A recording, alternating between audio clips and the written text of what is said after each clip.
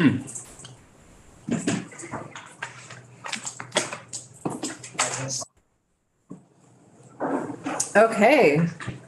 we are back here, still the 14th, and we are going to hear about the fiscal note on 158, Act relating to beverage container redemption system. The money moves in various circles here, and so I'm hoping that somehow you will help with some squares and circles to make this all clear to us, Dan. I will do my best. You. Is it okay for me to share the screen, or do you want to look at the fiscal note on your own screens, or does it matter? Do you have a preference? I guess it would probably be easier if I shared the screen, just so I'm not flipping back and forth between the video and the fiscal note document. All right. So you've had a walkthrough. Sorry, for the record, Dan Dickerson, Joint Fiscal Office. You've had a walkthrough of the bill. This summary doesn't touch on everything, but I think it touches on the important pieces of having the deposit system shifts to being managed by a producer responsibility organization, and then allocating them funding through the existing S-cheats, and then expanding the deposit system to include new container types. So I'll start on this January 1, 2026, because I think from a fiscal perspective, this is sort of the first major impact. So currently, the state collects all beverage container S-cheats, and those S-cheats go to the Clean Water Fund. And so, the main container types are soda pop, beer, and then, some other types, but those are the really two big ones. Currently, those revenues are about $3.5 million per year.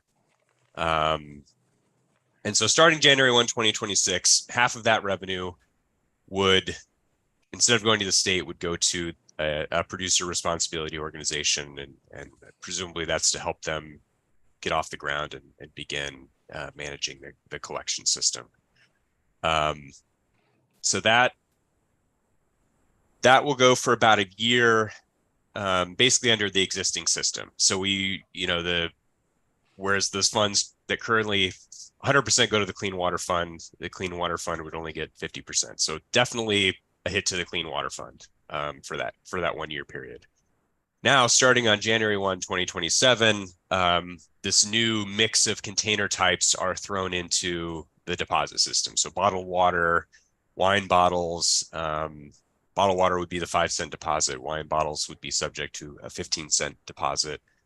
Sports drinks and I think like kombucha, hard cider, all the things would now be subject to a deposit. So that would alleviate some of the revenue loss to the Clean Water Fund, because, like I said before, we've got 50% of S-cheats going to the producer responsibility organizations, but now we've got more beverages subject to the deposit, so that will provide some level of balance.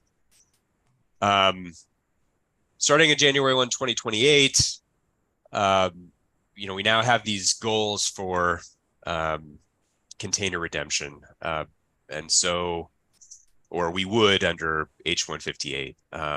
So I think we would start at a goal of 75%, moving up to 80% on January 1, 2030, and then 85% in 2035, and then 90% in 2040.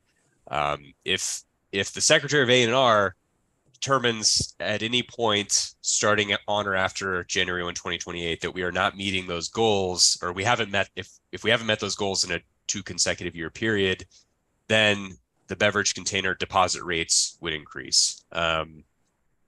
So that would mean for liquor bottles, wine bottles, the deposit rate could go from 15 cents to 20 cents. And for all of the beverages, the deposit could go from 5 cents to 10 cents.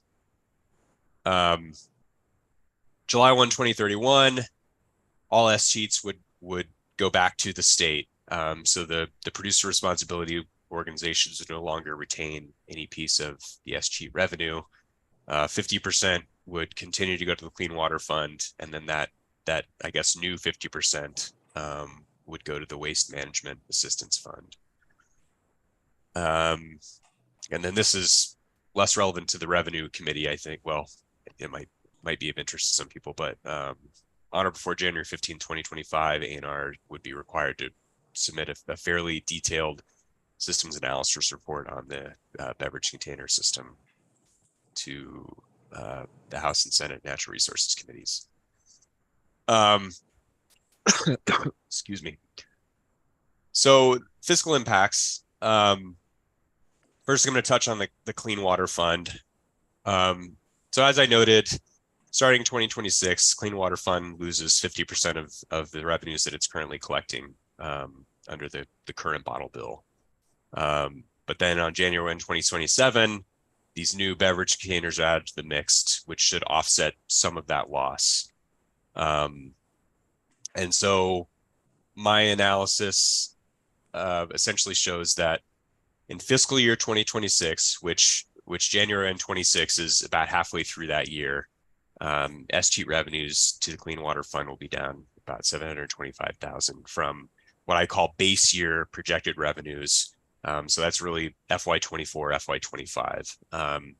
And the projected revenues, total S-cheat revenues for those 2 years are 2.9 million. I think that's a little conservative, but that's what I decided to use. Dan, 1 second. And just want to clarify, the revenue is declining because the redemption system is working better and more people are actually redeeming their bottles and getting that money back, so there's less money in S-cheats? No. In FY26, the reason that revenue is down is because the producer responsibility organizations are now getting 50% of all S-cheats starting January 1 of 2026.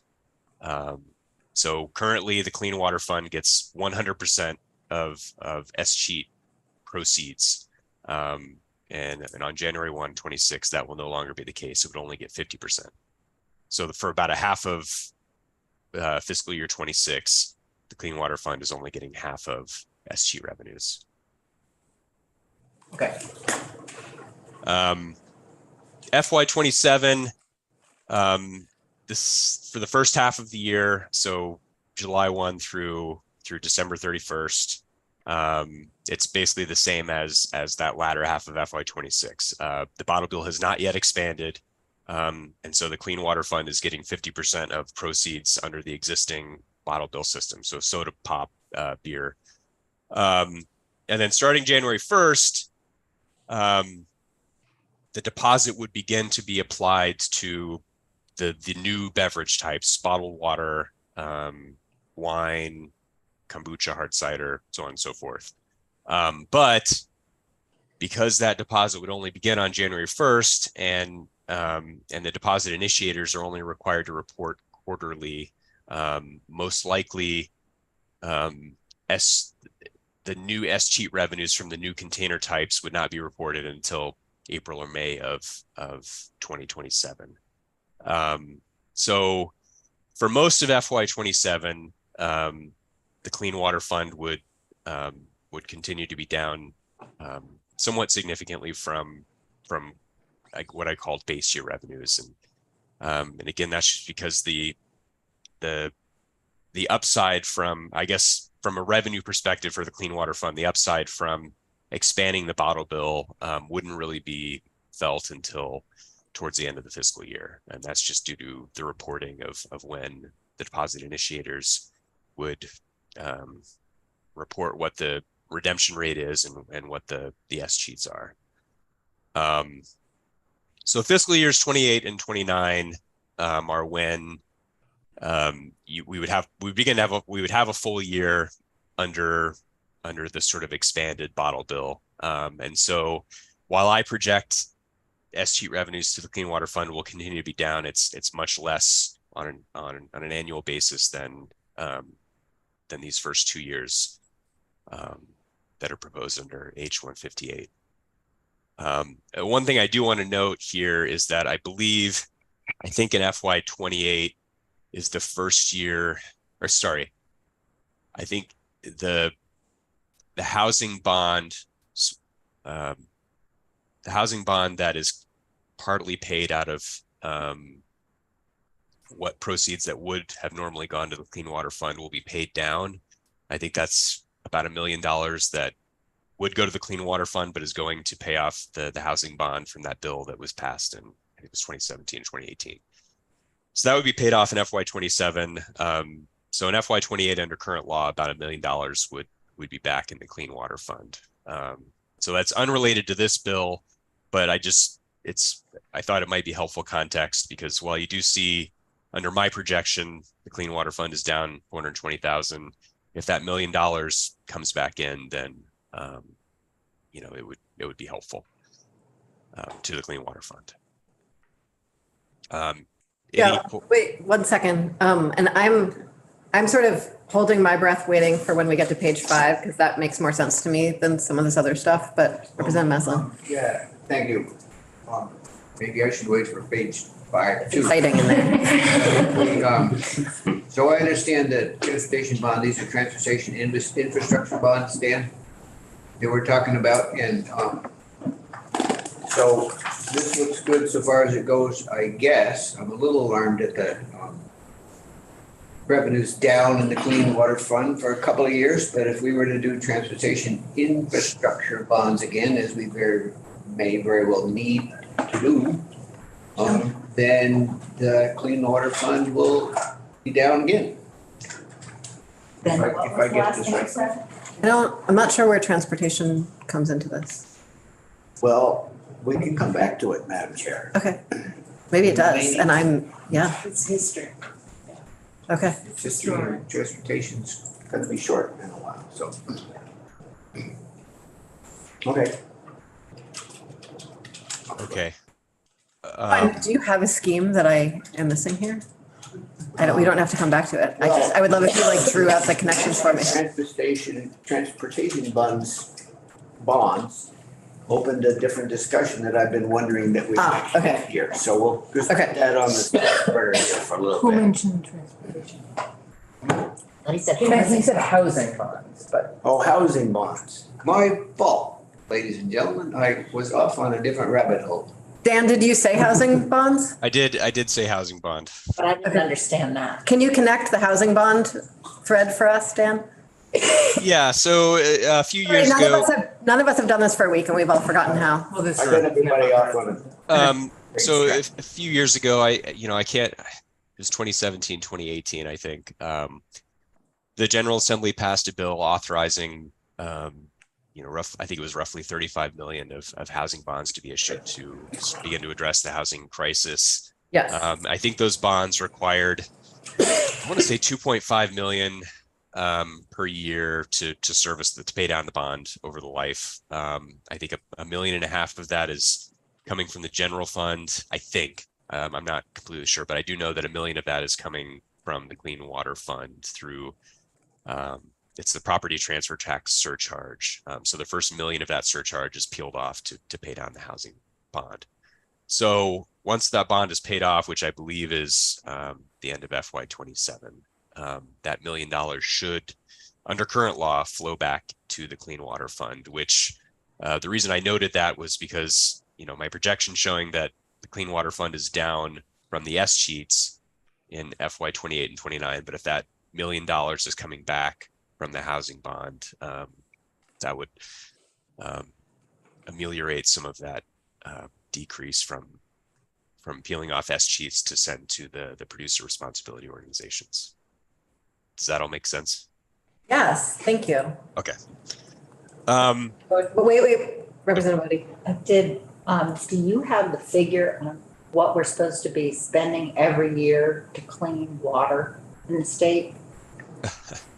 I don't have that in front of me. I know it's a lot of money. And how much clean water, yeah. Can we get that information? Sure. Thank you. Write it down. Representative. But by that same logic, at 1.190, 1 million is also, there's another million that's not going in from the housing bonds. So actually that year it's down 2.19. Well, it's, I mean, currently, you know, FY24, FY25, F20, the Clean Water Fund is down $1 million over what it would have been when you began directing the property transfer surcharge to the Clean Water Fund because of that housing bond. So but that's completely unrelated to this bill, and that's why I haven't shown it here. I just thought it would be helpful context for FY28 and 29. So the housing bond has nothing to do with this bill.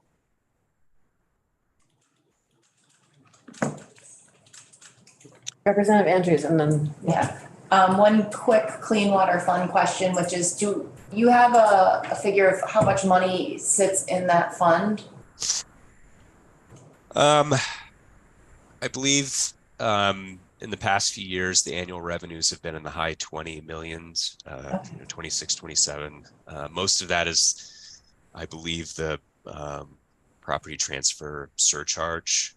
And then the S-cheats are one piece, and then a piece of, actually, no, I think it's a mix of piece of the meals and rooms tax, the property transfer surcharge, and then the S-cheats. I believe the surcharge is the biggest piece, but I don't know that for sure. But the past few years, it's been fairly high in the high 20s. And I think that's just because property transfers have been so strong.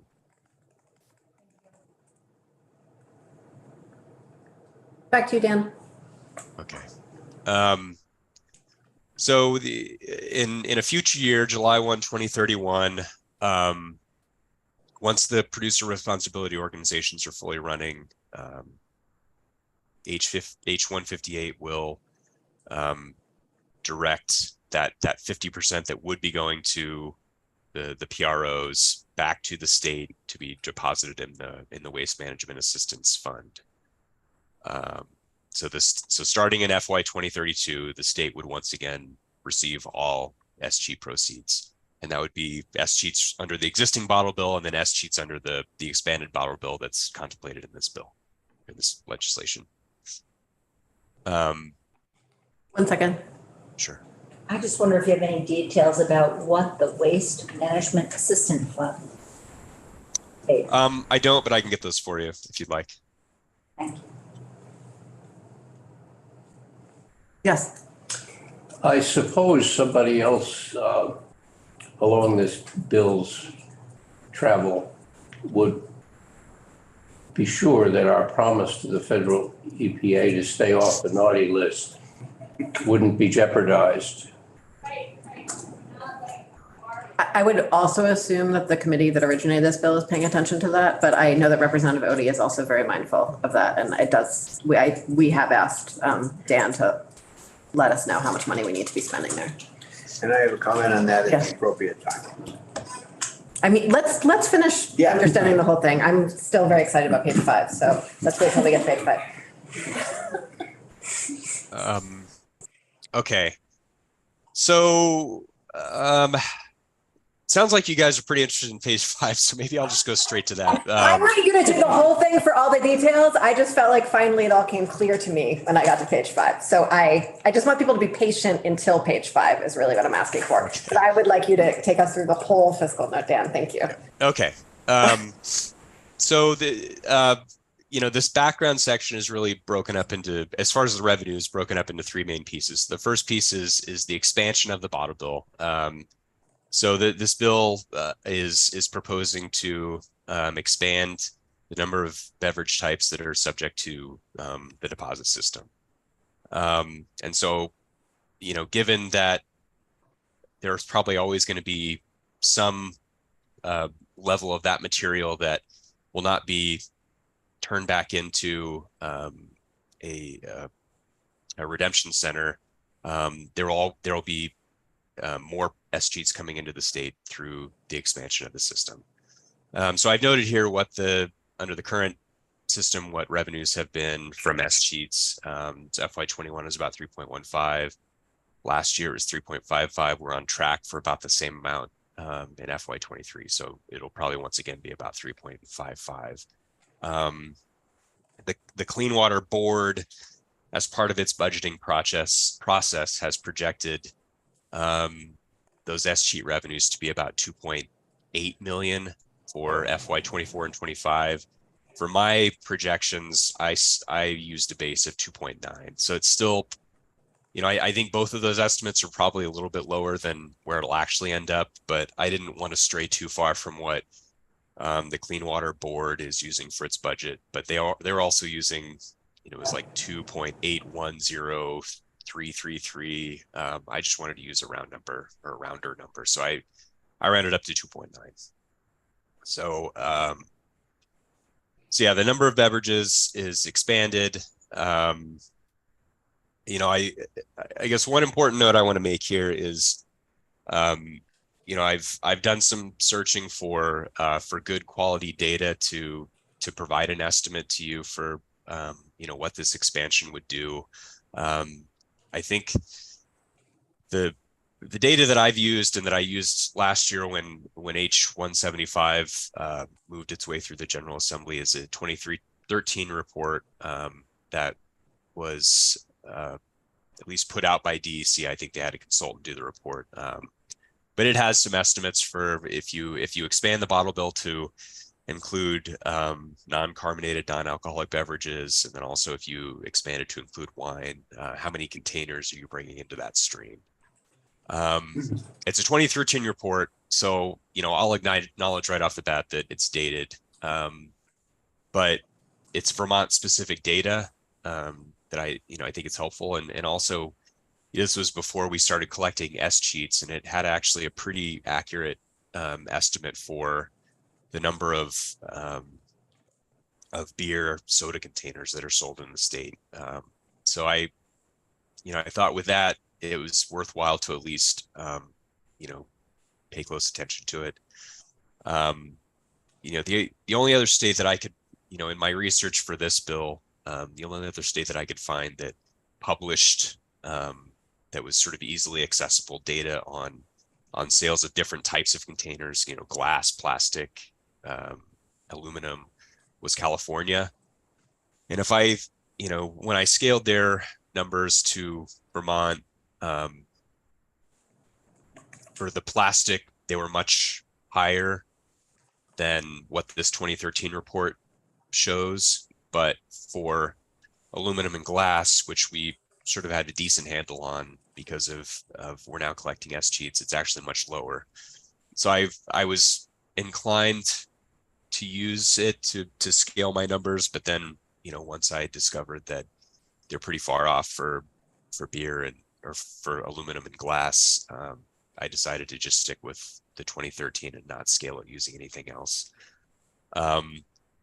So I would say that because I'm using 2013 data, it's most likely not going to be perfect, but that was just the best data that I could find in a relatively short amount of time. So just looking at expanding the deposit system alone, we would be bringing in another 2 million in new S sheets per year, starting in halfway through FY27. So about half that, because of the reporting difference, you get about a quarter of that in FY27, and then FY28 would be the first full year of this 2 million. But because there's this additional wrinkle of reallocating the S sheet revenues, the state would not collect the entirety of that 2 million. They would get 1/2 of that 2 million, and the other half would go to the producer responsibility organization until July 1, 2031, which after that, the state would collect the entirety of that again, in addition to all of the existing S sheets. And then one additional wrinkle moving down is this, this is a significant difference from the bill that I worked on last year, but H-158 sets out redemption goals.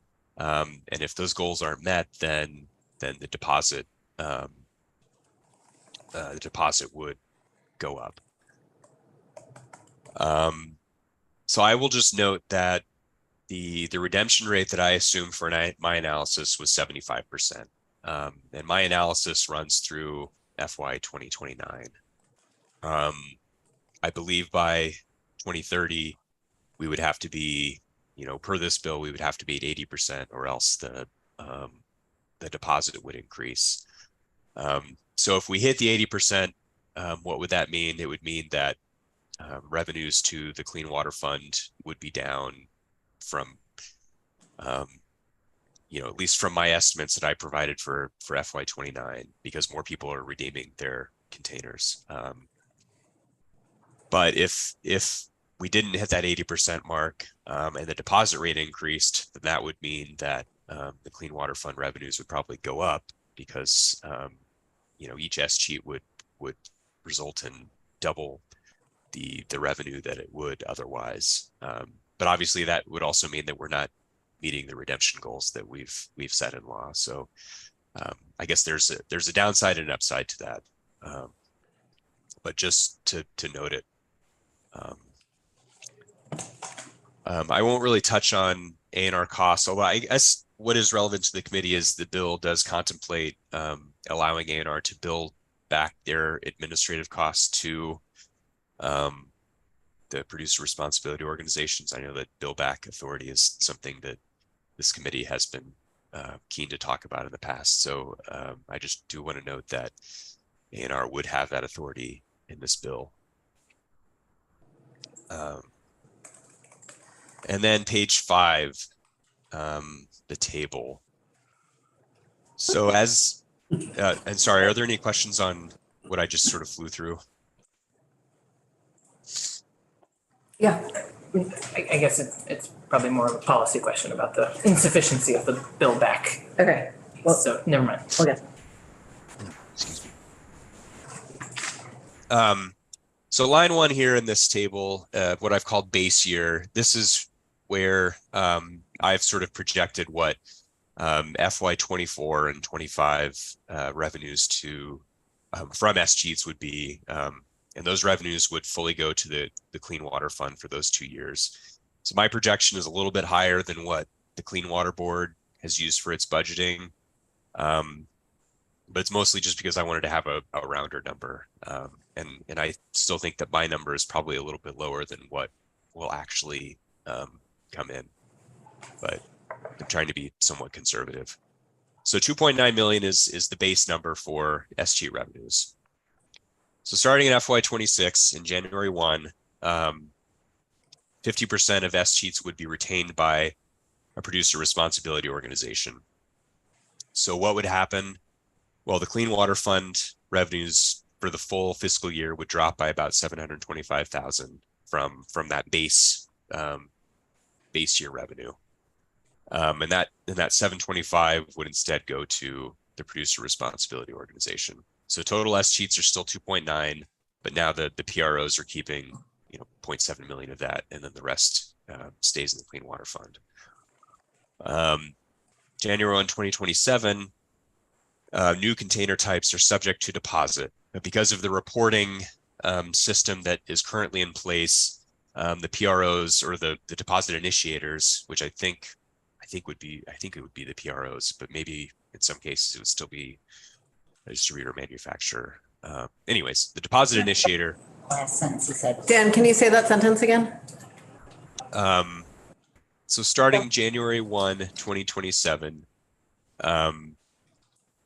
the new container types are subject to deposit, but the new S-cheat revenues from those new container types would not begin coming to the state probably until April or May, because deposit initiators do not have to report the redemption rates until the next quarter, I guess. So for the quarter going from January 1 to March 31, that period wouldn't be reported until April or May. And so that's when the new revenues from the expanded bottle bill would begin to flow into the state. So most of FY27 would be over by that point, which means that the Clean Water Fund is still down a decent amount from this base year, because half of the S-cheats are going to the Producer Responsibility Organization. So you see here under total S-cheats, there are additional total S-cheat revenues. It goes up about $500,000 from the base year. But once again, Clean Water Fund is getting half, the PRO is getting half. So the Clean Water Fund is down about 1.2 million from the base year. FY 28-29, these are normal years. Well, I guess new normal years. They're full years of the expanded bottle bill. They're full years of the 50% split between the Clean Water Fund and the PRO. So the Clean Water Fund, I show here is up some from these previous 2 years because of the expanded bottle bill. My projection still shows it being down a little bit from that base year, but it's better off than these first 2 years.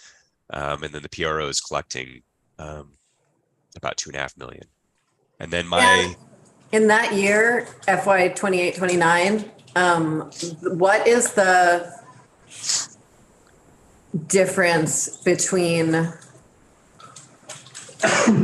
sort of the growth under the current law redemptions and the new deposits? So how much of the 49.6 is made up by current law growth, and how much of it is new bottles? Gotcha. I'm not projecting any growth in the current, so it's still this 2.9 million. That's forever and ever. Okay. Yeah. Is that because it hasn't changed for the last decade? Why is it not projected? Don't people buy more Pepsi every year? I really have no idea. I honestly, I don't either. I think part of the reason that I kept it flat was because, going back to my research into that 2013 report, what they had projected for sales of beer and soda was pretty close to what it is today, now that we are collecting the S-cheats and we know, what is being sold and what is being redeemed.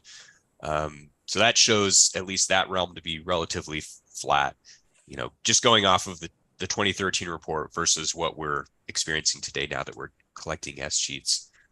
But then also we've got a few years of experience collecting the S-cheats, and yes, those revenues have gone up a little bit. I think to some extent that was driven by, the pandemic, just people not redeeming as much because they weren't leaving their houses as much. So, if we get a few more years of experience collecting S-cheats under the existing bottle bill, and those revenues continue to go up, then I would look back at this and say, well, I was wrong. But given what I know right now, I felt better just holding that number steady.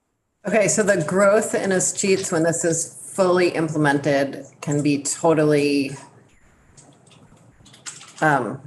explained by the new bottles, and that's little less than 2 million. Yeah, a little over 2 million. A little over 2 million. Okay. 2.06, yeah. And after the likely decrease and then the move to stable S-cheats, are we at 49 again? In 32? Yeah, I didn't feel comfortable. Well, actually, let me correct myself.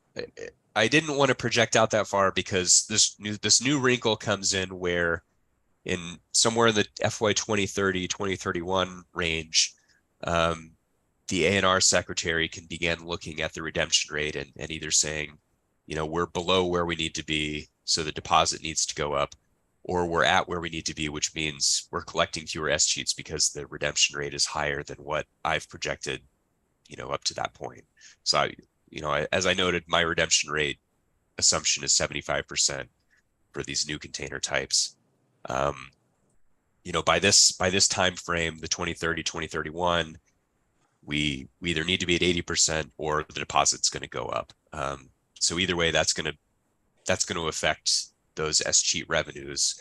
And I just didn't feel comfortable projecting something for that. So I guess my sort of rough assumption was that we would be trending towards 80%, which would likely mean fewer S cheat revenues for the Clean Water Fund, fewer S cheat revenues for the PROs, and an overall decrease from this 4.9.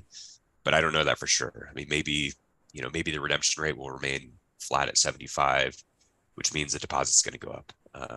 And that would be an increase and an increase. Okay. Representative Taylor? Just back to that 2.9 keeping steady. I can see that, same people might drink the same amount of Pepsi over the years. And the price of Pepsi goes up, but the deposit and the refund doesn't change. But if there's expansion of the products, if there's new products that come on the line that fit the previous criteria for the bottle bill, then that would increase the base. Is there any reason to believe there's new products that fit the old category that would go up? I mean, maybe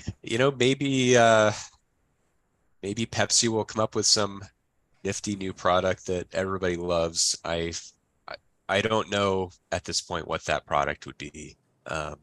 So new product, new demand could certainly, drive this number up, this 2.9 up, the baseline number. But yeah, I don't know at this point what the new product would be.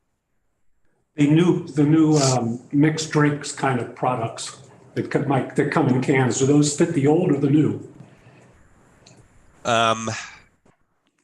Those would be under the existing system, but I think we've only begun collecting, let's see.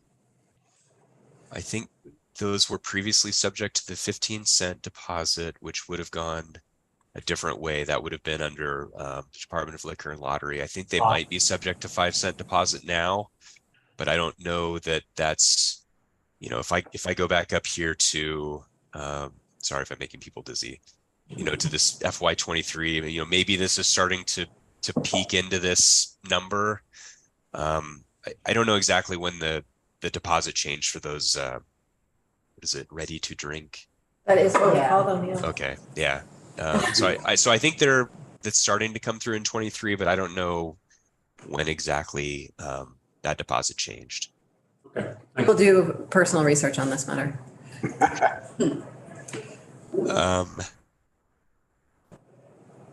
So yeah, excuse me. So starting in FY 2032, my assumption is,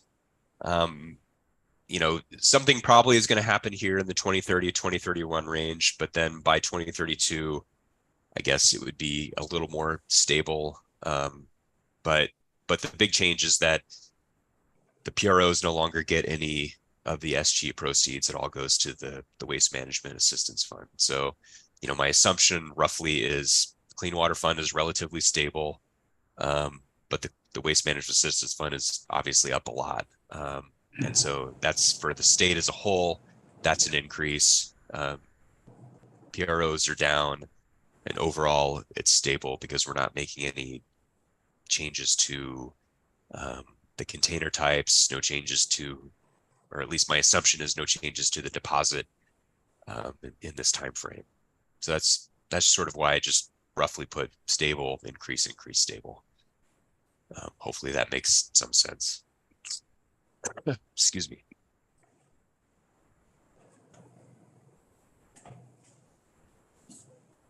So you guys are all crystal clear on this now, right? I think we're a lot clearer than we were. I appreciate that. And we're going to hear a lot of testimony about this tomorrow. But are there any more questions for Dan? Just general comments, maybe there for tomorrow. When natural resources came in, I guess that's where we got the bill for, right? Yeah, Representative. Their, Environment and energy. yeah, Thanks, guys. with their kind of quick pass through the finances, it seemed to me that the Clean Water Fund would be whole all the time. And I'm a little miffed about the amount of money that's been deducted, shall we say, from the Clean Water Fund. And Carol, you asked a question about how the Clean Water Fund, how clean water projects are carried out. That's what I think I understood. And it used to be that it was largely paid by fees, right? And then Secretary Moore came in a couple of years ago and with a new regimen, which was, I don't know what the words are, but basically they look for private contractors or private parties, I guess, to carry out various projects of clean water rectification, I guess we should say. And my understanding through the grapevine is they are not necessarily going very well. This is a broader discussion. But so I would just say for this afternoon, I am miffed by the amount of money that won't be in the Clean Water Fund if we go through with this program as we now understand it with Dan's analysis, which is providing more information that we didn't have.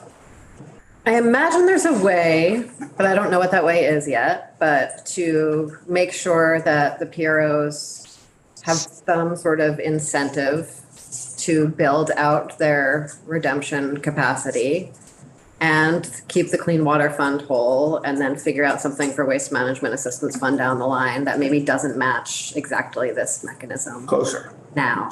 Yes. Thank you. I find myself thinking about tax increments, which is terrible because I don't really like thinking about them. Yes. I wanted to go back and be sure I was correct reading the most recent draft. In my worry that because this change in any of the deposit values, the going up 5 cents in either category, is wholly dependent on an affirmative action by the secretary, as opposed to being a default if the secretary fails to assure that the targets are not met. And that difference is built in or not built into Dan's model, in the sense that I don't think he's built any value in for the 5 cent trigger, as if it's going to stay at its current level, that is 5 and 15 cents for the two categories. And it just makes me nervous. It's still, again, dependent on an action by the executive branch in order to trigger the 5 cents, as opposed to being a default. I didn't think about it at the time until this discussion came up, which means we may be stuck with the same values for a generation again. I just speculate. So Dan, are you assuming that it would never go up to 10? At least in the, I only gave you numbers through FY29, and the redemption rate goal through at least that period is 75%. Currently, our redemption rate for under the existing system is about 76%. Liquor bottles are a little bit higher. I think they're closer to 80%. And my assumption for the new containers was we would be at the 75% mark. Now, it's quite possible that we won't be that high, once the new containers are added to the stream. But I had to make some sort of estimate as far as what the redemption rate would be. And so I settled on that 75%. But I would note that, the secretary would have to notice at least 2 consecutive years where we haven't met that benchmark. And given that those new materials aren't going to be added to the stream until fiscal year 27, the secretary wouldn't declare that we were not meeting that goal until 29. And then I think the PROs would have a year to change their labeling to reflect the new deposit rates. So, I think most likely, if the deposit rates did go up, it wouldn't be until after the time frame that I've projected in my fiscal note. So probably, at the earliest FY 2030, if we weren't meeting our goals. Hopefully that was clear. Thank you. And really encourage committee members to write down your notes that are more appropriate for Michael than Dan for when he comes back in for us. So I think with that, we are going to change subjects entirely. And we're picking this up tomorrow. We have a long list of witnesses on 158 tomorrow, sort of covering all the corners here. And so give some thought to sort of who you want to ask which questions to tomorrow, given that we have so many, we don't have an unlimited time. Try to gear our questions to the right witnesses there. And thank you very much, Dan, for your work on this. Thank you all. Thank you.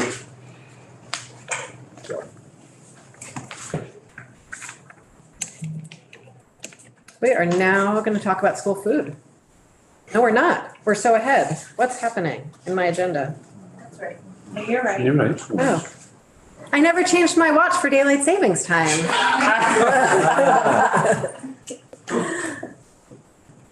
Hi, Julia. Hi. Do you want to come sit in the chair? Sure.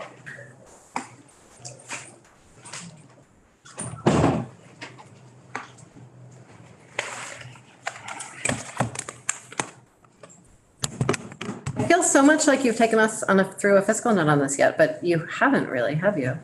Julie Richter, Joint Fiscal Office.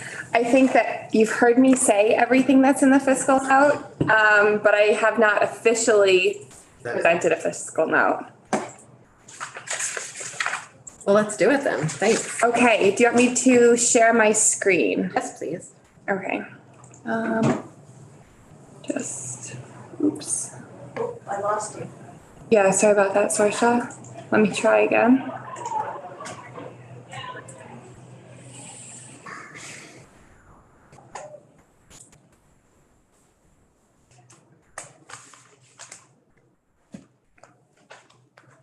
All right. Try this one more time.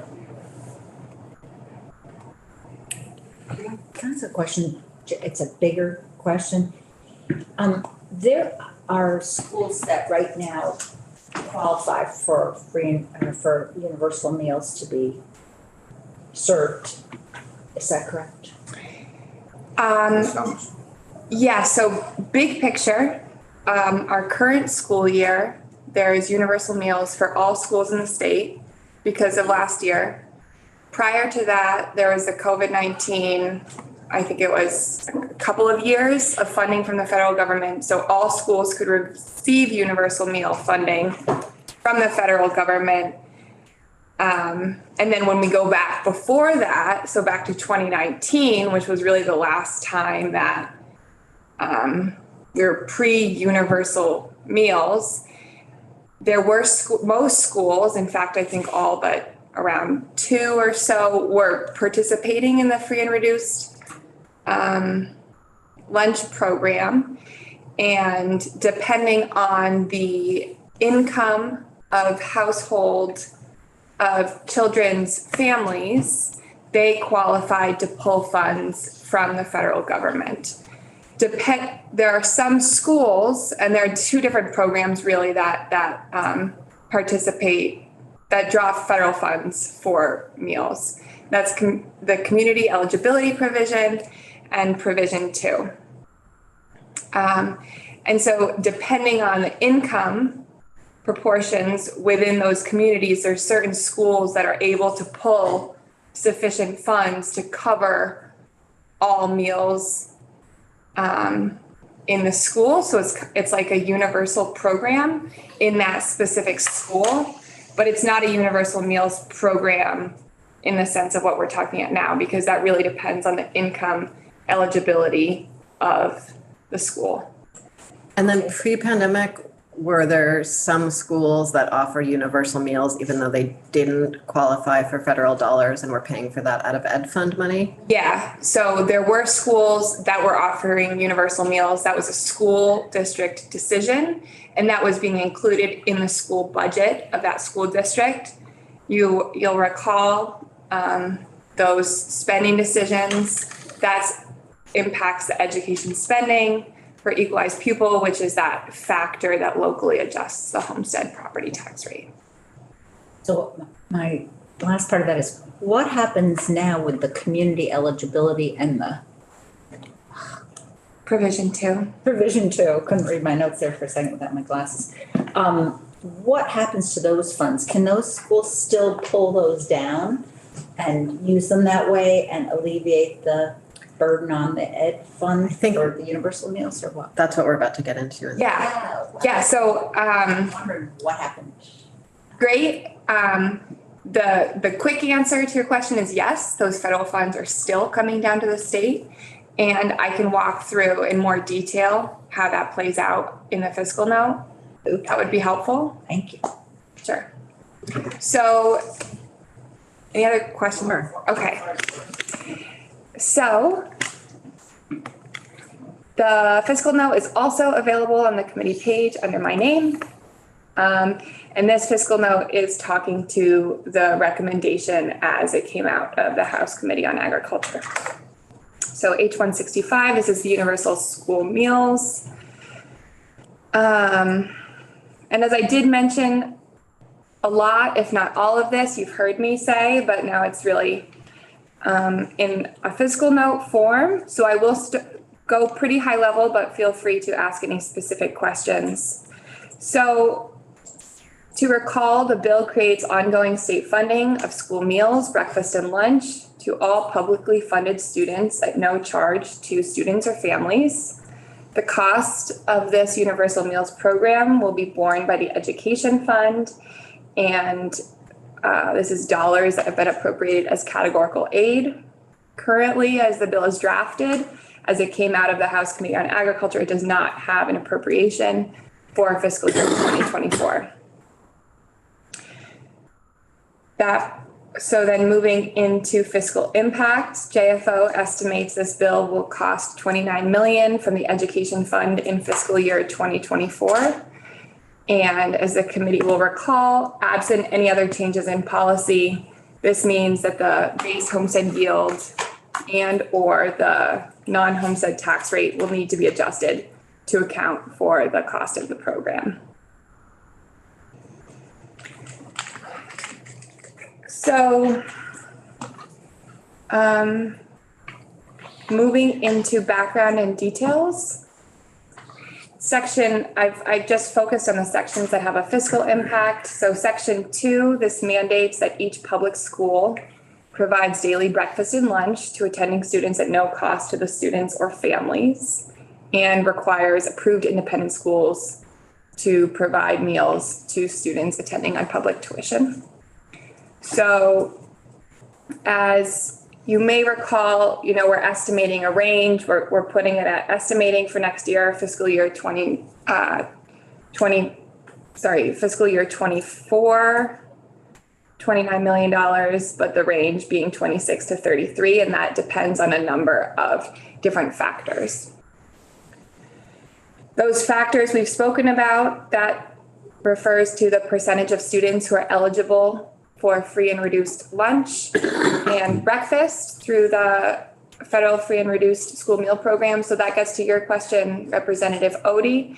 And part of this bill does include that school districts must maximize federal funding to help supplement the cost of the program. Overall, they pull it in, and the cost to them to pull that in is whatever that administrative cost is. And they pull that in, and that lessens the amount that the ed fund has to contribute for everybody else. If I'm understanding your question correctly, yes. So the school districts, so the dollars are being pulled down from the federal government under the different provisions, so community eligibility provision and provision 2. And then the state is making up the difference. So is there administrative money in that when a school is pulling that down? Is part of what they pull down reimburse them in the community eligibility and provision two for the cost to pull it down? Probably I've heard this before, but I don't know. That is a question I would defer to Rosie, who I think you're hearing from, or someone else in the field with boots on the ground. The other cost factors, average participation, so how many students are eating meals, the difference between the reimbursement rates, and the number of eligible entities to receive the universal meals supplement.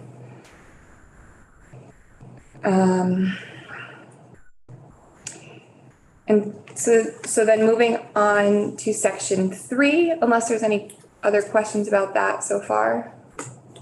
Okay, moving on to section 3. So section 3, as passed out of the House Committee on Agriculture, establishes the universal meal supplement as an ongoing expenditure from the education fund in the form of categorical aid. So this puts the Universal Meals Program into Chapter 166, which is where like the transportation reimbursement lies and other categorical aid programs out of the Ed Fund. And lastly, Section 3 also outlines the eligible entities that would be available for the Universal School Meals Supplement. The more entities that are eligible for the supplement, the higher the potential cost.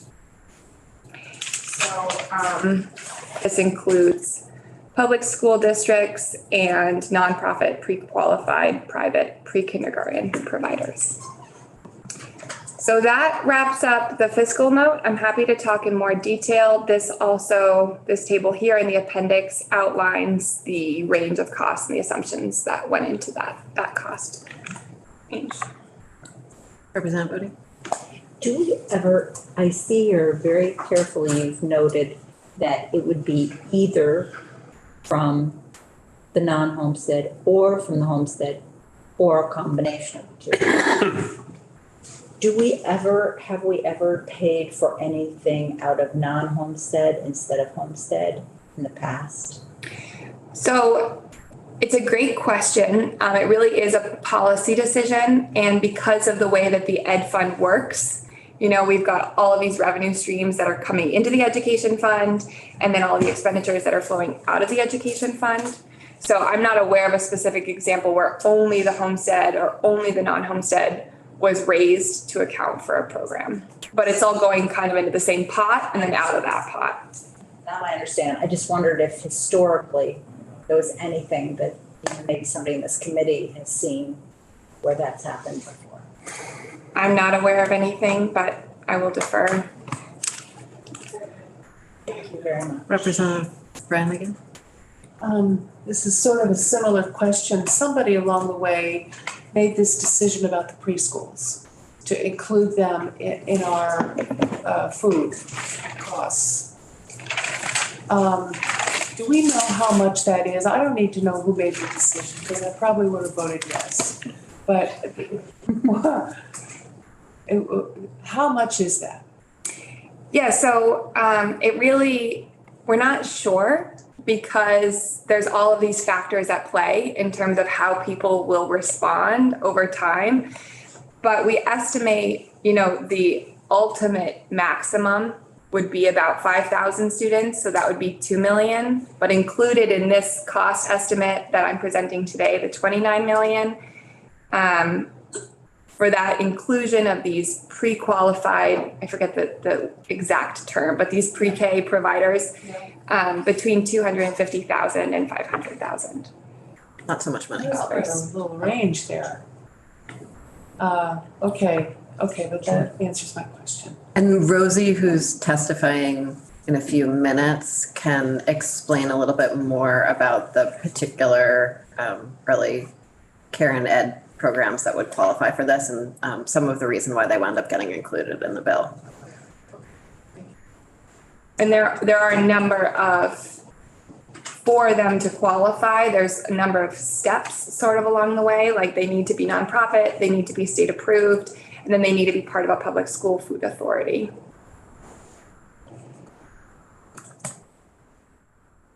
Raise your hand. Just a comment to Carol's question. Carol, I can never remember when an expense was considered for the education fund and it was given exclusively to one of the different payers. They've always just shared in the cost. I can't remember.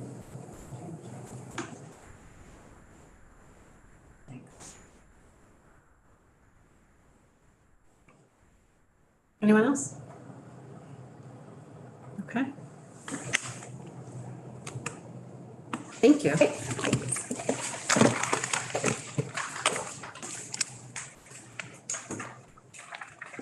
Rosie and Honora, I have Rosie first. I don't know, you two usually talk before you testify. Does that order work for you? Or did you have something? Sure, that's fine with me. For the record, Rosie Kruger, I'm the State Director of Child Nutrition Programs at the Agency of Education. I don't have prepared testimony for you today. I'm mostly here to answer your specific questions, a few of which I just heard. Rosie, so I know Honora Rosie, does actually, have prepared testimony. In that case, I think it would be helpful to start with Honora because I think she has like some framing, and then we can go to you for specific questions if you don't mind. Sounds good. Thank you. Sorry to interrupt you. It's hard to do on Zoom. Honora, hi, welcome. Hello, for the record, I am Honora Horton, the Executive Director at Hunger Free Vermont. And I'm sorry to not be with you all in person today, but thank you for having me in. And I have just a little kind of some opening framing, and then I have a few slides to share with you all. And you're welcome to share your screen if that works for you. Yes, that would be great. I'll just talk for a couple minutes and then I'll share my screen if that works. That sounds great. All right, good. All right, so I'd like to just start out with some appreciation and acknowledgement for the work that the legislature and the Agency of Education and the School Nutrition Association and others have done on the policy that is now Act 151, which is now having Vermont have a universal school meals program this year. So you all may not have known this at the time that the legislature was working on creating the policy that is now Act 151 in the last legislative year and in prior years. But the policy decisions that have been made in Vermont have been really, really wise ones. The Education and Agriculture Policy Committees in the House and the Senate made some really good policy decisions that ended up in Act 151 last year, and listened to some good recommendations from the Agency of Education and the School Nutrition Association of Vermont in making those policy decisions. And that has led to Act 151 being an extremely well-designed policy that's working really, really well right now in all of the many different kinds of schools in Vermont. And so far this school year, Act 151 is actually costing less than was predicted and appropriated by this committee, House Ways and Means, last year. So on behalf of the hundreds of us who make up the Vermont Universal School Meals Program Coalition, I really profoundly thank this committee for your great work in figuring out the funding for Act 151 last year, and now for doing so again for H165 this year. The strike all amendment to H165 that you currently have before you in this committee retains all of this really wise policy design that is in Act 151. Nearly all of the changes that were made by the House Committee on Agriculture, Food Resiliency, and Forestry that Ledge Council walked you through before town meeting week were made to more accurately describe the way that the Agency of Education has been interpreting and implementing Act 151. Hunger Free Vermont fully supports H165 as amended. And we also would like to state— Wait, Honora, wait, all kinds of wild things just happened inside. We need to reorient ourselves. Test it now.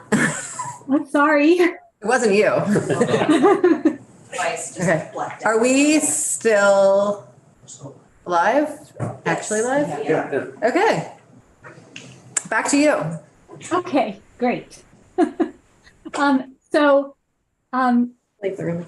anyway, my last point on this was to say that Hunger Free Vermont fully supports H-165 as amended, what you have before you. And we also would like to say that we think that the way the Agency of Education has interpreted and implemented Act 151 this school year has really been exemplary. So we urge you to pass H-165. Next, I'd like to just provide a little bit of national context of what is going on right now. There are legislative efforts underway in 22 states to implement permanent universal school meals programs, and Vermont is one of those 22 states. In addition to that, 3 states passed permanent universal school meal programs in the last calendar year. New Mexico just passed a bill for permanent universal school meals yesterday, and Minnesota and New York are poised to pass permanent universal school meal program bills next week. Many of the states that are in this group of a majority of all states in the country at this point, really, that are working on permanent universal school meals have reached out to us to get copies of Vermont's bill language. And that is because they want to do universal school meals the Vermont way. And that's because our bill design is the only one in the country that really maximizes the drawdown of federal funds in a really smart way, and has brought state costs for universal school meals in lower than was projected. So many states are scrambling to pass permanent universal school meals bills right now because they allowed universal school meals to end. And the outcomes of that have been really, really difficult and challenging and problematic for children, families, and schools in other states in the country. And I can provide details for that during Q&A if anybody wants them, but I'm just going to move on, being mindful of time. So you may have been hearing the question this year that we heard a lot last year, which is, okay, why can't we set up a system where the higher income families in our state still pay their schools individually for their children's school meals, while, of course, making sure that the low income kids and kind of kids in the missing middle can still get school meals at no charge? So this is where I'd like to share my screen. I've prepared some slides to show you why that isn't the best approach and why universal school meals is working so well the Vermont way, as it has been designed by this legislature for all students and for all of our schools. So let me share my screen. Hold on. Oh, screen sharing is disabled for me. Sorry, 1 second. No problem.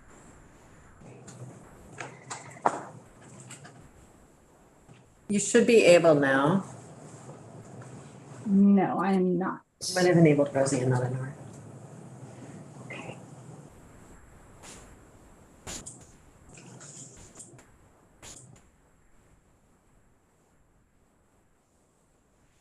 Okay, now I'm good to go. Is everyone seeing my? We are, thank you.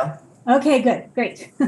Okay, so you all know this. I know that you've seen this data, you've heard this before, but it bears repeating that the federal USDA cutoff for eligibility for free or reduced price school meals is very low.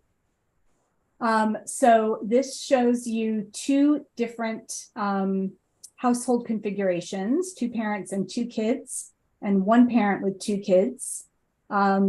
here in Vermont and the Joint Fiscal Office's basic needs budget estimates for how much it would cost for those families in an more urban part of Vermont, in this case, to meet their basic needs. And this shows you what the income cutoff is for those same families to be eligible for free or reduced price to school meals. So in both of these cases, that income cutoff for free or reduced price school meals is less than half of the income needed to meet basic needs in Vermont. And so what that means is there are kids in our schools who are living in families who are over income for free or reduced price school meals, but are not bringing in an income that is sufficient to meet their basic needs in Vermont. So how many kids are we talking about? This is a bit of a tricky thing to estimate to do that in a way that we felt was accurate and could be justified. We took a look at Medicaid data in Vermont because we know that almost all kids who are eligible are enrolled in Medicaid in Vermont. The Medicaid income threshold here is 317% of the federal poverty level. All told, 68,000 children in Vermont are enrolled in Medicaid. According to DVHA's own data, that they estimate that about 25,000 school-age students then are over that income cutoff for free or reduced price school meals of 185% of the federal poverty level, but still eligible for Medicaid. And in some cases, depending on your household configuration, 317% of the federal poverty level is still lower than what it would take for a family to meet their basic needs. So we estimate that there's about 25,000 students, perhaps a few more than that, who are in what we're calling the missing middle. They aren't eligible for free or reduced price school meals, but they're living in households that are not meeting all of their basic needs. This is just another way of trying to identify the number of kids that we're talking about in Vermont whose families really cannot afford to pay for their school meals and meet all their other basic needs and make sure that these kids are able to access and eat the meals they need at school. This is US Census data from the American Communities Survey from the most recent year we have, which is 2021. And this shows you that just the vast majority of the students in school that we're talking about in Vermont are either low income or in that kind of missing middle category. That's these first three lines in the table here. So that means that 83% of all the students in our public schools in Vermont are really students who need universal school meals and are living in households that are either way below being able to meet their basic needs or just barely there. And we also know that universal school meals programs are doing what it promised that it would, and that is increasing participation in all income levels in school meals and making sure that kids are getting the nutrition they really need. So this bar graph here shows you the change in participation between 2019, which are the blue bars for breakfast and lunch, and 2022, which are the orange bars. So 2019 was the last year in Vermont, as Julia just said a little bit ago, where most of our schools, about 75% of our public schools in Vermont, were not providing universal school meals. 25% were, give or take, 24%. And you can see that the blue bars are the breakfast and lunch participation rates in October of 2019. And then the orange bars are the breakfast and lunch participation rates in October of 2022, this year, when this school year, when our Universal School Meals program was in place.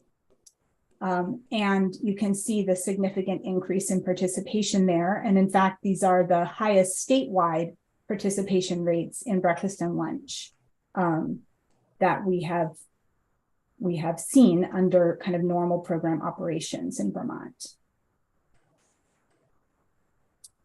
Okay, so these two pie charts show the proportion of funding. So this gets a little bit, Representative Odie, at some of what you were asking about the drawdown of federal funds and how that works. And I can provide the committee with kind of a detailed walkthrough of how we calculated this data. We used data from the Agency of Education and the Joint Fiscal Office and DVHA to calculate these. And I'll just kind of do the top level first and then see what questions you might have. So under our current Universal School Meals program, the federal government is covering the largest proportion and amount wise of the funding to fund Universal School Meals, meals for all students at no charge to their families. And the state is covering the rest of that money. And the state proportion and amount is lower than that of the federal government. Under a system where Vermont would choose to require higher income families to pay the cost individually to their schools for their kids' school meals, the proportion and actual amount of state money actually would be greater than it is under the Universal School Meals program. And the federal portion, the amount of federal funding we draw down, would shrink in order to get payments from higher income families to schools. I have a question for you, Anwar. I think you just said that on the right, the amount would be greater. Did you mean the percentage would be greater? So you mean of the state funding? Yes. Yes. It would also cost the state actually about $1 million more to require higher income families to pay for their school meals. So we would actually feed fewer kids, and it would cost us $1 million more than what Universal School Meals is costing us now to feed all the kids. And we would lose about $4 million in federal. You're talking in real numbers, but your graphs are in percentages. So I'm kind of having a tough time putting that together. But. Yeah, I understand. I can share, I will share with everybody on the committee kind of a walkthrough of the calculations that went into this. I can share that over email as a follow-up, and then you can see the numbers as well. Do either of you two have more questions, or you want to wait for the data? Okay. Representative Leslie. Yeah, Lenora, thank you. One of your last sentences on these two pie charts were that to require higher income families or to fund higher income families would cost us $1 million more. And I'm not sure if I followed the logic there, if I understood you correctly. Yeah, so again, this is not the system that we currently have, right? But I'm trying to answer the question that I know that you've been hearing about why we can't have the highest income families in Vermont pay for their kids' school meals. Like why not to do that? Okay. And in order to do that, to set up that kind of system, which, just to be clear, Hunger Free Vermont strongly opposes, but to do that, we would not be able to operate the Universal School Meals programs that Julia was referencing earlier, community eligibility and provision 2 in all schools. And those provisions are what's allowing us to maximize the drawdown of federal funds for all of our school meal programs. We would have to set up a separate system to collect income from the higher income families. And USDA does not allow you to operate a universal school meals program on the front end, but actually not cover all kids universally with that program. So we wouldn't be able to use the programs in all of our schools that currently are maximizing the federal funding and allowing us to have universal school meals while limiting the amount of state funds involved. And so because we wouldn't be using the community eligibility provision and provision 2 in all of our schools, that is why it would cost the state more and why we would lose federal reimbursement. Is that making some more sense to you? Yep. I just want to clarify that this isn't a proposal on the table. This is just sort of like a preemptive explanation of if we happen to go down a road you might have heard rumor of, this would be an explanation of that. That is accurate. Okay, great, thanks. Okay. Yes, Representative Meadows. I'm just curious, you use the 150,000 on this slide as the missing middle, but it looks like it's 108 for 2-parent and 95 for a 1-parent. Isn't that the missing middle, not up to 150? Yeah, so we debated about this a lot internally at Hunger Free Vermont, like trying to figure out how to show this data. So the 108 for a family of 4 is the Joint Fiscal Office's basic needs budget estimate for that family size. If you have a larger family than 4 people, obviously, then your basic needs budget is higher than $108,000. So the problem is that for both the federal cutoff for school meal eligibility and the Joint Fiscal Office's basic needs budget, they're changed depending on how many people are in your household. And so it's very difficult. It's basically impossible to come up with an accurate number for all families collectively in the state if we're just trying to show the whole number, because family household income household size determines what your basic needs budget is. And so we just used, for this calculation, in order to have a solid number, we used the bottom 3 income bands. Hold on, let me go back. We used the bottom 3 income bands from the US Census's American Communities Survey and chose $150,000 as our cutoff. I also want to say that the Joint Fiscal Office's basic needs budget is just that. It is a budget that to meet your most minimum basic needs in Vermont, and that doesn't necessarily mean you can afford to pay for your kids' school meals if you're right at that basic needs cutoff. Okay. So you're, just to wrap it up, your missing middle is families under 150. Yes. Okay. I have a question. Yeah. Nor on slide 8, yeah, right there. So Yes. maybe this is what's kind of, these 2 circles, at least the way it's presenting here on the screen, the 2 circles are not the same size. Does that mean that under one, a different amount of money is being spent, or is the same amount of money being spent in both of those circles? Yeah. So under universal school meals, well, it's not the proportions of how much state and federal funding are being expended are the same. And the amount of state funding is, as I said, about $1 million more using these estimates for this hypothetical scenario on the right.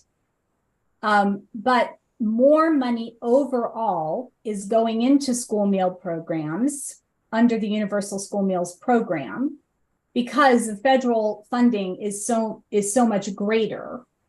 More kids are participating in school meals in this system overall.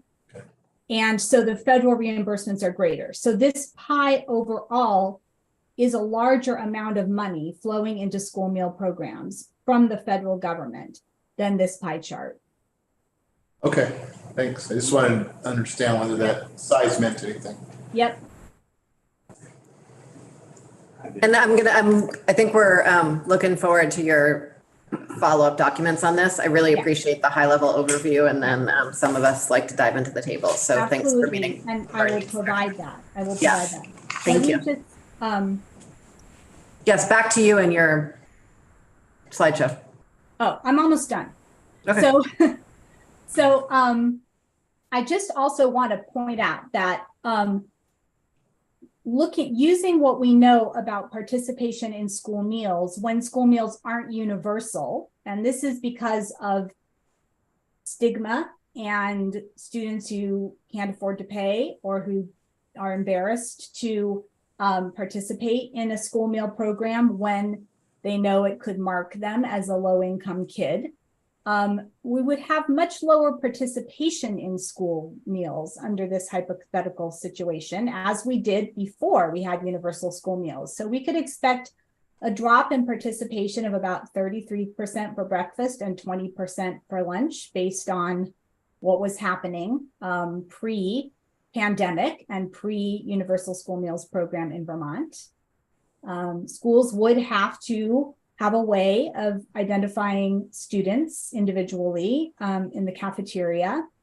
National study showed that actually school meals cost an average of 63 cents more per meal to make under a non-universal school meals program.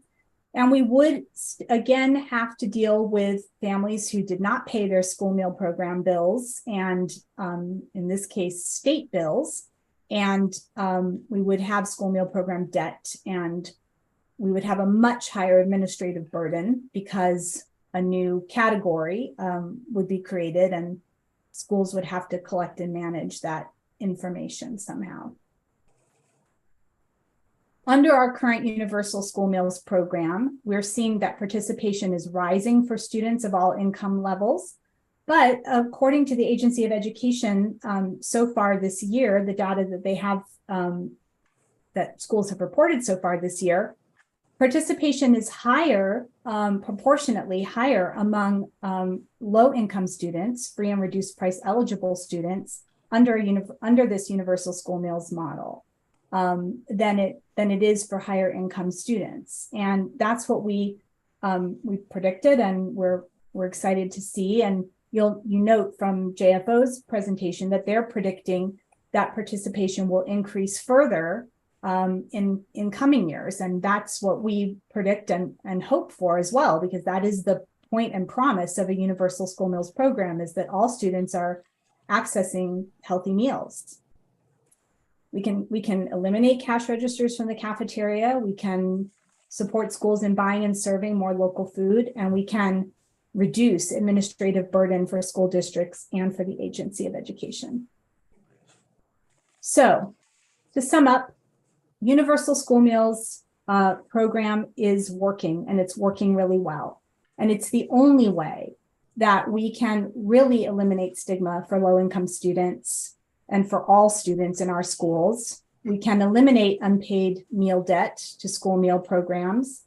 We can let schools maximize the purchase of local food. And of course, what's most important is we can ensure all students are well fed and ready to learn. So this is the present that our schools and our kids and our families are actually living right now under Vermont's current Universal School Meals Program. And I know that this is the future that really is best for Vermont kids, and that's what we all want. So thank you, and I'm going to stop sharing my screen. Thank you.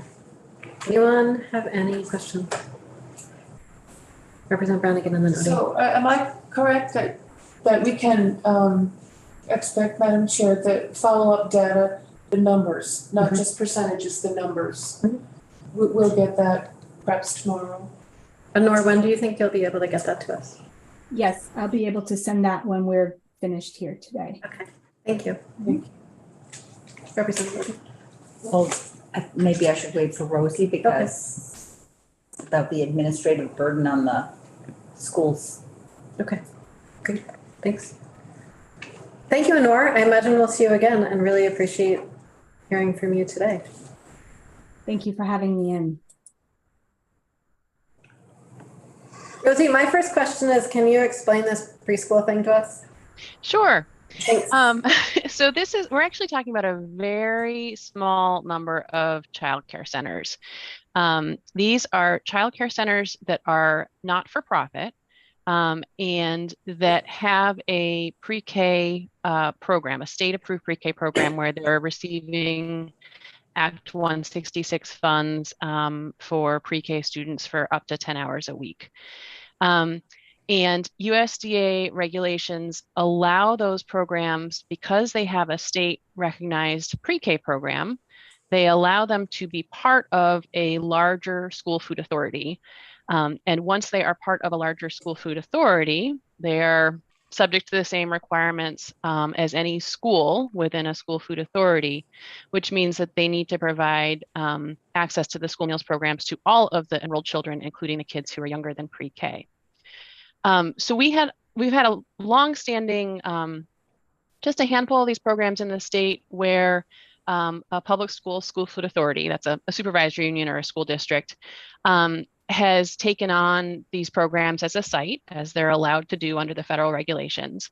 And there, like I said, just a handful of these around the state for many years. During COVID, a few more schools chose to reach out and add some of these pre-K childcare centers to their programs because the feds were paying for all meals to kids 18 and under. And so it allowed the schools to draw down more federal funds and reach more children and serve more children in their communities. This year, we knew we had a couple of these longstanding folks and a couple of folks who had started doing this during COVID.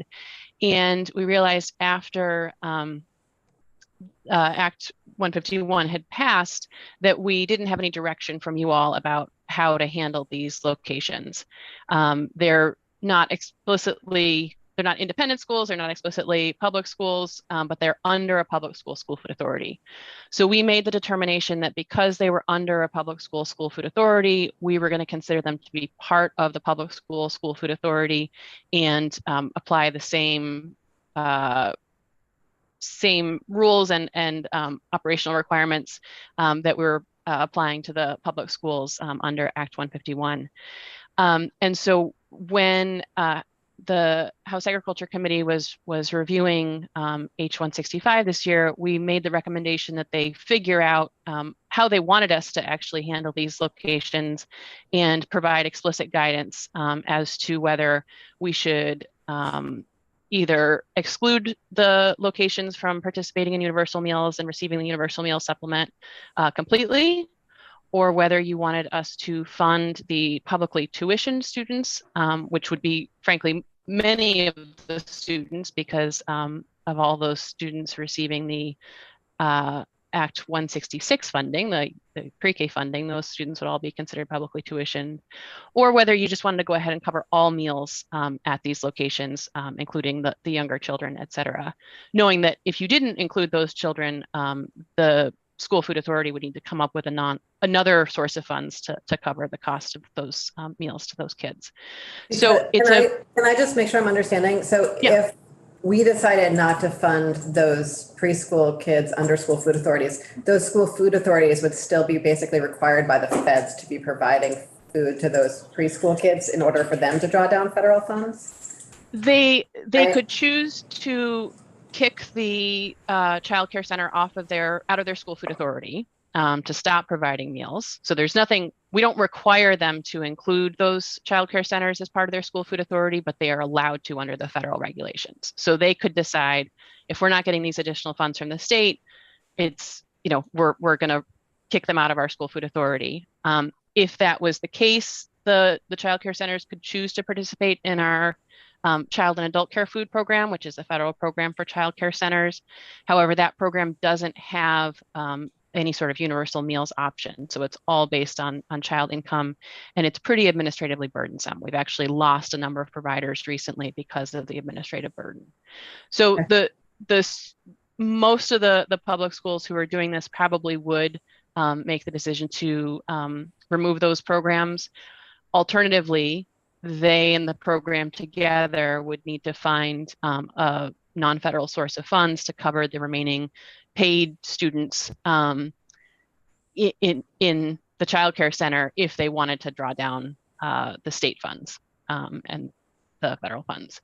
So like I said, it's a pretty, I think we have 6 child care centers that are operating this right now. And we had a few more than that during COVID, and we actually lost a bunch of those because the public schools, school food authorities decided they didn't have capacity to keep serving those sites. So while Julia mentioned that there's kind of a big picture, theoretically, there could be 5,000 kids eligible through this if every single if every single nonprofit child care center found a public school food authority to take them on and was able to participate this way. But we really are not seeing that happen. Frankly, that was the case over the last few years, that they could have done it. And we have 6 right now. So we don't think there's going to be a huge explosion in childcare providers being able to participate under this. If the language moves forward, it's just that the language explicitly tells us what you would like us to do rather than us making a guess there. Okay, thank you very much. I appreciate that detail. Representative Odie, you had a question about administrative? Yes. So let's see if I have it straight.